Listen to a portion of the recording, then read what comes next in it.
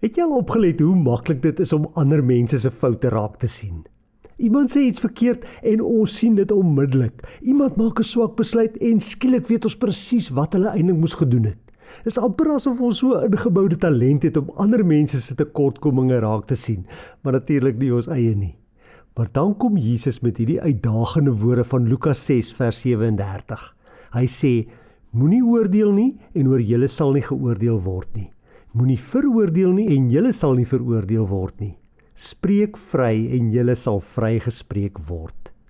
Nou is dit belangrik om te verstaan wat Jesus bedoel.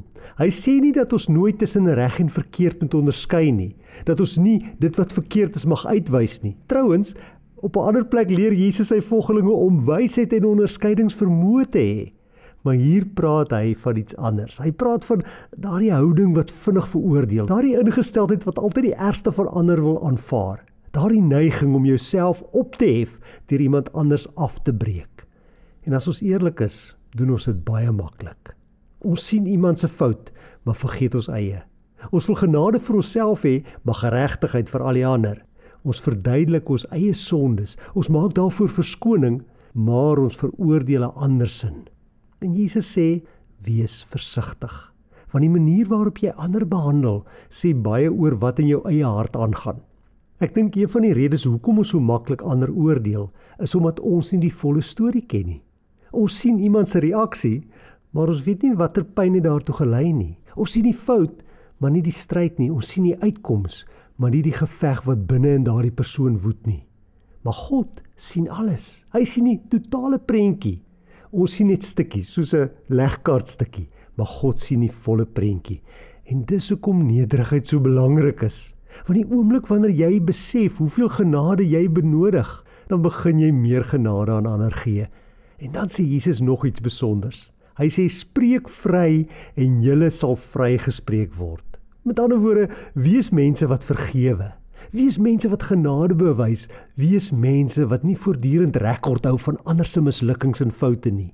Want dis presies hoe God ons behandel het. Dink gou vir 'n oomblik aan. As God jou behandel het soos jy soms ander mense behandel, waar sou jy wees? Maar God het genade gegee, vergifnis gegee, geduld gegee. En nou roep Jesus jou om dieselfde te doen. Nie omdat mense dit altyd verdien nie, maar omdat ons dit ook nie verdien het nie. En nee, dit beteken nie jy ignoreer sonde nie. Dit beteken nie jy laat mense oor jou loop nie, en dit beteken nie die waarheid maak nie meer saak nie. Dit beteken eenvoudig dat jy ophou om die regterstoel te probeer beset, wat eintlik aan God behoort. Want daar is net een wat elke motief ken, net een wat elke detail verstaan en net een wat volmaak en regverdig kan oordeel. Dis nie ek of jy nie, dis God. So miskien moet jy vandag vir jouself die vraag afvra.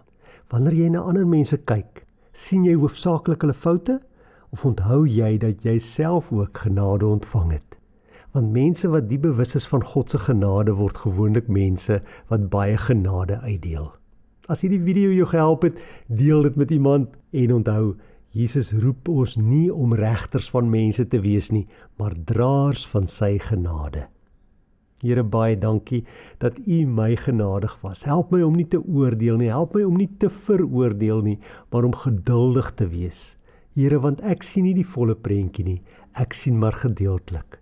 Maar U ken ten volle en U weet wat is wat. Help my om ook vry te spreek soos wat ek vry gespreek is. Amen.